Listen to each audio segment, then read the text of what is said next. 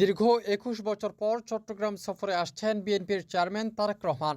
আগামী ২৫ জানুয়ারি চট্টগ্রাম মহানগরীর ঐতিহাসিক পোলো গ্রাউন্ড মাঠে আয়োজিত এক বিশাল জনসভায় ভাষণ দেবেন তিনি।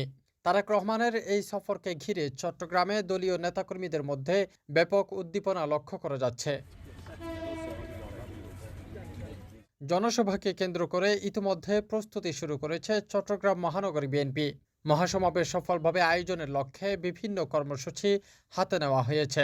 সভার সার্বিক প্রস্তুতি তদারক করতে রবিবার সকালে পোলো গ্রাউন্ড মাঠ পরিদর্শন করেন চট্টগ্রাম সিটি কর্পোরেশনের মেয়র ডাক্তার শাহাদাত হোসেন।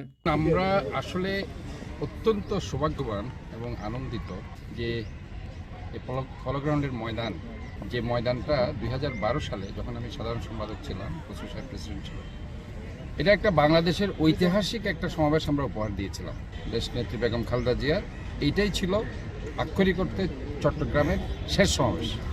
এরপরে কিন্তু আর কোনো সমাবেশ হয়নি। যেটা উনি 17 সালে এসেছিলেন এটা পথসভা হয়নি, উনি সরাসরি রোহিঙ্গাদের দেখতে গিয়েছিলেন এবং ওটা শেষ করে চলে এসেছিলেন। পথপথে মানুষ সদস্যরাও একটা অভিনন্দন জানিয়েছিলেন।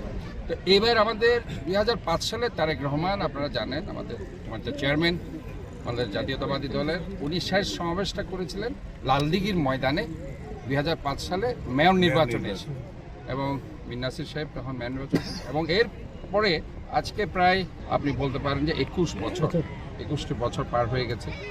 এবং এই 21 বছর পরে চট্টগ্রামের মানুষের মনের মধ্যে অনেক উন্মাদনা। এখানে শুধু আমাদের দলীয় নেতাকর্মী নয়, বাংলাদেশের মানুষ ওনাকে দেখার জন্য এবং চট্টগ্রামের মানুষ ওনাকে দেখার জন্য উন্মুখ হয়ে আছে, এবং চট্টগ্রামবাসী ওনাকে সাদর আমন্ত্রণ জানানোর জন্য অত্যন্ত অধীর আগ্রহ অপেক্ষা করছে। এ সময় তার সঙ্গে উপস্থিত ছিলেন চট্টগ্রাম মহানগর বিএনপির সাবেক সাধারণ সম্পাদক আবুল হাশেম বক্কর, ইয়াসিন চৌধুরী লিটন, আহমেদুল আলম রাসেল সহ মহানগর বিএনপির শীর্ষস্থানীয় নেতারা। সকাল 11টায় বলা হয়েছে, 10টায়, বাট দ্য থিং ইজ আমরা সকাল থেকেই সবাই চলে আসবে। উনি হয়তোবা এখানে সমাবেশস্থলে আসতে এই সকাল 11টা নাগাদ।